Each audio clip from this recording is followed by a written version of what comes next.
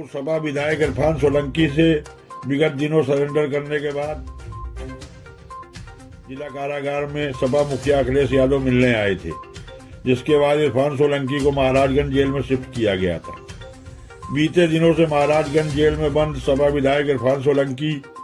Rizwan Solanki, Israel आटेवाला, Shaukat पहलवान सहित मोहम्मद शरीफ पर गैंगस्टर लगाया गया है। जमीन कब्जे, रंगदारी सहित पुलिस कर्मियों से अभद्रता करने के मामले में 2 और केस विधायक इरफान सोलंकी पर दर्ज किए गए हैं। फर्जी आधार कार्ड से हवाई सफर, बांग्लादेशी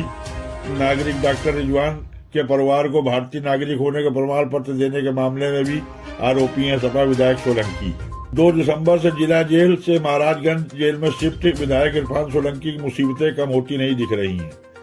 बीते दिनों समाजवादी पार्टी के राष्ट्रीय अध्यक्ष अखिलेश यादव से मुलाकात के बाद उनको महाराजगंज जेल में शिफ्ट करने का आदेश दिया गया था।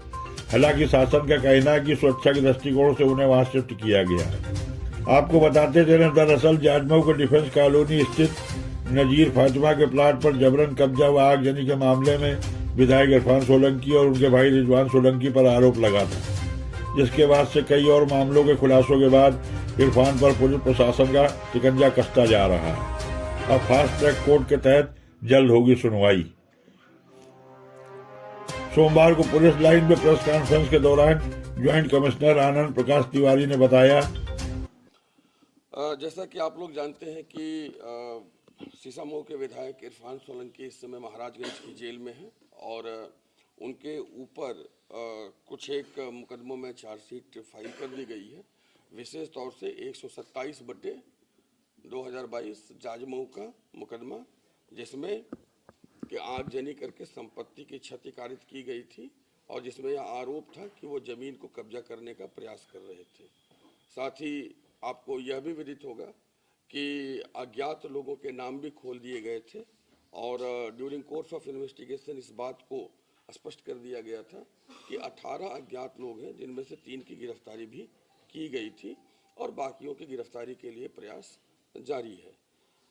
आपको यह भी हमने पिछले प्रेस कॉन्फ्रेंस में बताया था कि मुकदमा संख्या 198/2022 थाना ग्वालटोली में भी हमने अंतिम रिपोर्ट फाइल कर दी है और साथ में यह भी हमने बताया था कि हमारे पुलिस आयुक्त महोदय के द्वारा फास्ट ट्रैक कोर्ट में पूरे प्रकरण को ले जा करके इसकी त्वरित सुनवाई हेतु रिक्वेस्ट भी किया गया है, ताकि इस गंभीर मामले को लोक हित में तेजी से सुनवाई करके इसका निस्तारण किया जाए। आज थाना जाजमऊ में मुकदमा अपराध संख्या 156/22 धारा 3(1) उत्तर प्रदेश गिरोहबंद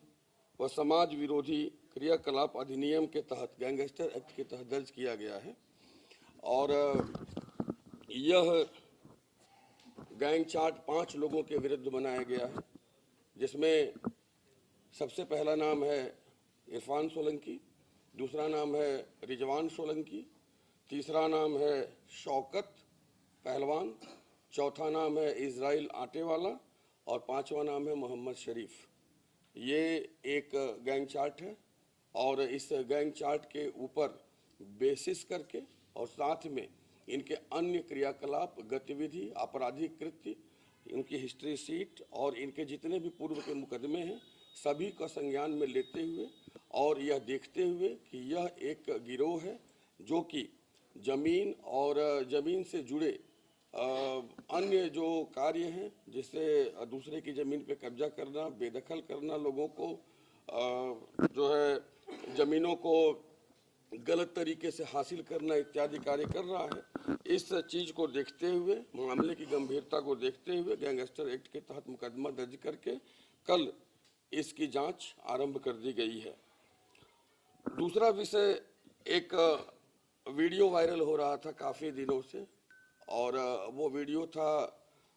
एक पुलिसकर्मी के साथ, ट्रैफिक पुलिसकर्मी के साथ दुर्व्यवहार का, उसके साथ मिसहैंडलिंग का, उसके साथ काम में बाधा पहुंचाए जाने का, जो कि जांच के बाद पता चला कि वह ग्वालटोली का है और ग्वालटोली के प्रभारी निरीक्षक ने यह भी पाया कि इस संबंध में 21 8/2021 को ग्वालटोली थाने में एक तस्करा भी पड़ा हुआ है। उस वीडियो को संज्ञान में लेते हुए ग्वालटोली के प्रभारी निरीक्षक ने ग्वालटोली थाने में एक मुकदमा दर्ज किया है और इस मुकदमे को जो है 212/2022 थाना ग्वालटोली अंडर सेक्शन 147, 188, 269, 270, 332, 353, 504 आईपीसी के तहत दर्ज किया गया है और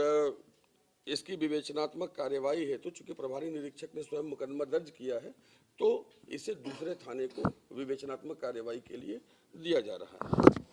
तीसरा एक मुकदमा 386/427 जमीन को कब्जे करने से लेकर के है। ये मुकदमा संख्या 156/2022 जाजमऊ थाने में किया गया है और तीसरा मुकदमा पुलिस कर्मी के साथ सड़क पर दुर्व्यवहार करने, कार्य में बाधा डालने और उनके साथ जो है उनके सरकारी कार्यों में पूरी तरह से गतिरोध पैदा करने से लेकर के है, जहां पे अव्यवस्था फैल गई थी, जो कि ग्वालटोली थाने में दर्ज किया गया है।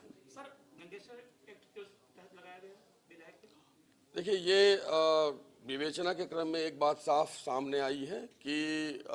कई ऐसे लोग हैं जो कि एक संगठित तरीके से अपराध यहाँ पे कर रहे हैं और चूंकि संगठित और गिरोहबंद अपराध को रोकथाम के लिए उत्तर प्रदेश में गैंगस्टर अधिनियम का प्रचलन यहाँ पे 1986 से है। अतः यहाँ पे मामले की गंभीरता को देखते हुए और अपराध की गहनता को देखते हुए ये तय किया गया कि इस एक्ट का यहाँ लगाया जाना आवश्यक है। अतः जाजमऊ थाने में गैंगस्टर एक्ट के तहत मुकदमा दर्ज करके गैंग के सदस्यों को चिन्हित किया गया है और आने वाले समय में और भी ऐसे लोग जो कि इस गैंग से कहीं न कहीं जुड़े रहे हैं और समाज में किसी भी तरह की गलत गतिविधि से आर्थिक फायदा उठाते रहे हैं, उन्हें भी इसमें समय के साथ साथ, विवेचना के साथ साथ, साक्ष्यों के साथ साथ जैसा भी सामने आएगा शामिल किया जाएगा। इसमें गैंग लीडर इरफान सोलंकी है और उनके साथ बाकी गैंग के 4 और सदस्य हैं। कुल गैंग में 5 सदस्य हैं।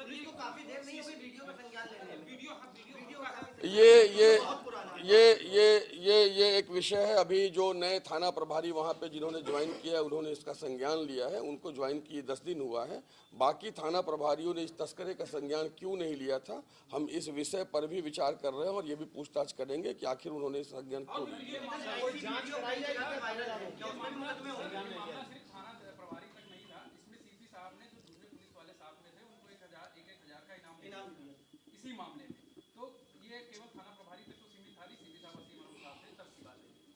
देखिए, यहाँ पे ऐसे जितने भी मामले हैं जहाँ पर किसी के साथ भी गरिमापूर्ण आचरण या व्यवहार नहीं किया गया है, जो कि ड्यूटी पे कार्यरत किसी भी विभाग के लोग हैं, उन्हें पूरा अधिकार है कि वो अपनी बात को प्रथम सूचना को दर्ज करा सकते हैं और चूंकि यह संज्ञेय अपराध है, प्रथम सूचना दर्ज कराई गई है। अतः प्रथम सूचना हमने स्वीकार करके इस पर अग्रेतर विवेचनात्मक कार्यवाही शुरू की। Bureau report NM news.